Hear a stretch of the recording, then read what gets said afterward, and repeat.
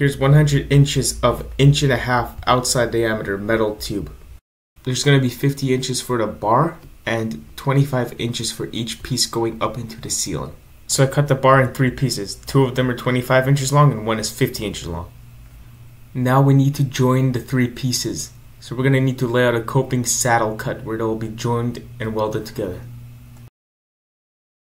By making this template from cardboard, each bar end will have the same layout.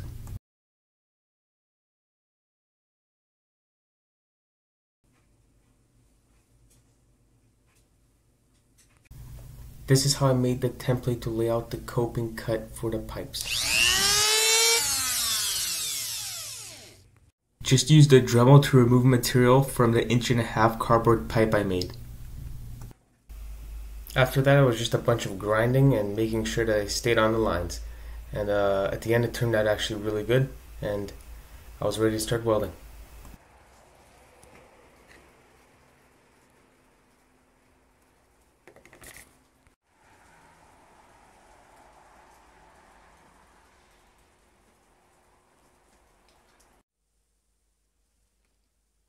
Another important step is to make sure that the pipes are cleaned and sanded before you strike the arc with the welder.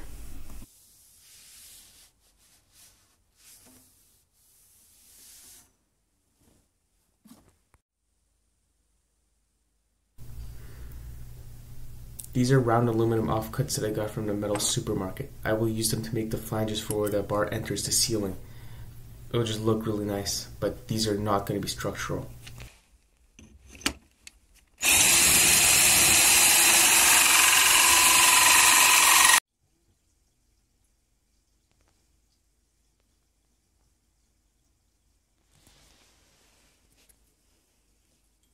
Use the countersink bit to countersink the screw heads.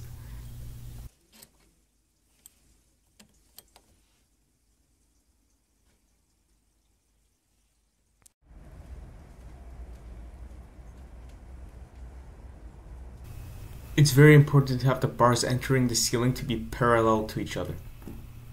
I designed this DIY jig to hold everything at a 90-degree angle. Then I just finished welding them up and it turned out pretty good.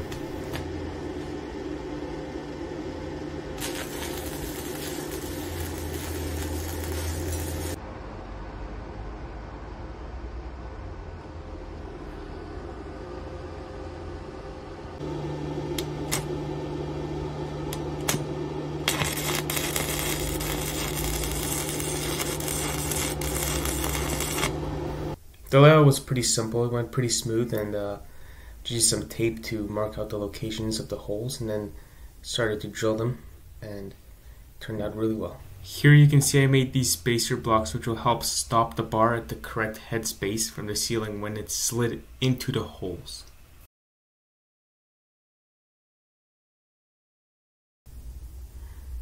Just saying, a vacuum is going to be really useful for when you drill these holes.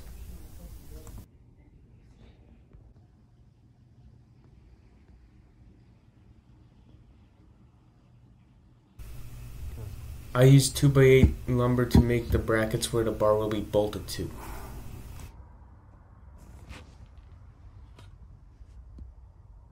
You can see how I notched out the 2x8 in order for it to rest on top of the joists. Then I will also be screwing it in from the side.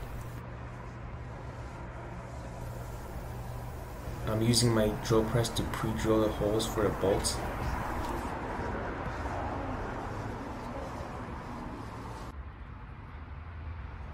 After that, I prepared the bar for spray paint by sanding it with heavy grit sandpaper and moving my way up to something more fine, like 200 grit sandpaper. So I started with 80 and finished with 200.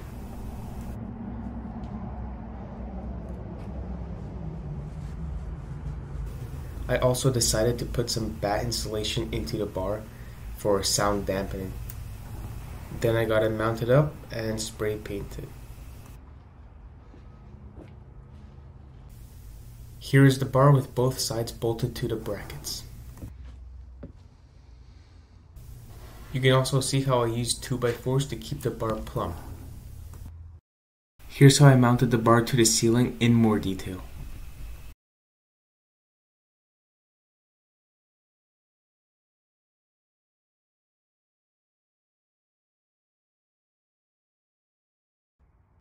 The bar turned out amazing. It doesn't squeak and it feels super solid. I instantly put it to use.